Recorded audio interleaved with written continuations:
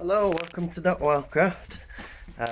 This is just an update video of in the allotment, which is now named Wildcraft Wood Herb Committee. And this is just a call out for little some helpers. We'll be doing some events here, monthly event to start, the forest craft thing. But I'll just show you about this. Is full of stuff. Here's my mum just collecting the strawberries. The strawberries come every couple of days, and they're lovely. And this is it gets 40 kilograms of grapes off there. So we need helpers to harvest and process and tend this allotment, as well as other places that need regenerating in Rosendale, like Wildcraft Wood. And the name Herb Committee comes from the county herb committees, something that was set up in like war times, where you couldn't get your ships in and out to get stuff like oranges, for example. So they mobilised institutions like Cub Scout groups and schools and different things like that to process alternatives, and the alternative to the orange was the rosehip. It's got about 20 to 40 times vitamin C as an orange, so if you need that, it's a really powerful antioxidant and is really good for colds. So when it comes to flu season, if your child or your grandma was ill, or yourself, you'd had access to this really powerful antioxidant that'll get rid of colds. And what do the sailors, you won't get scurvy either. So and then they process it up and drop it off to a drop-off point where it'd be processed into syrup and then distributed into your local pharmacy to make it accessible to all. So it's just working on things like that.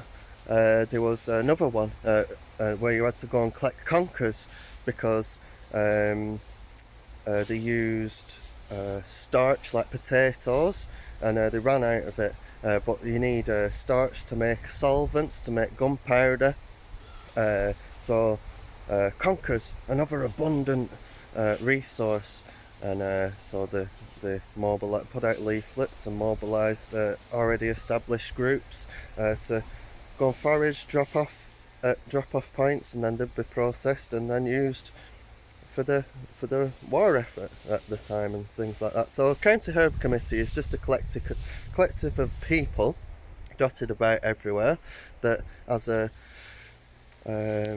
same goal of creating a self-sufficient bit of land, how big or small you want to call that big bit of land, but so you're not having to pay for fuel to drag boats in over, and also work on alternative solutions for using your own land instead of say the mulch, for example. Here, right, you'll go and buy mulch from B&Q, and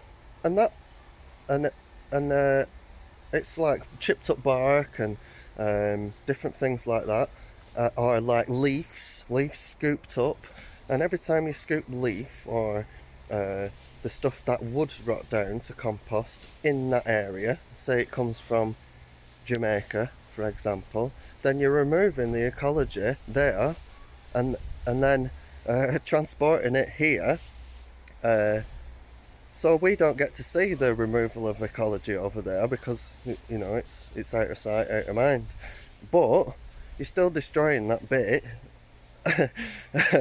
to regenerate your bit.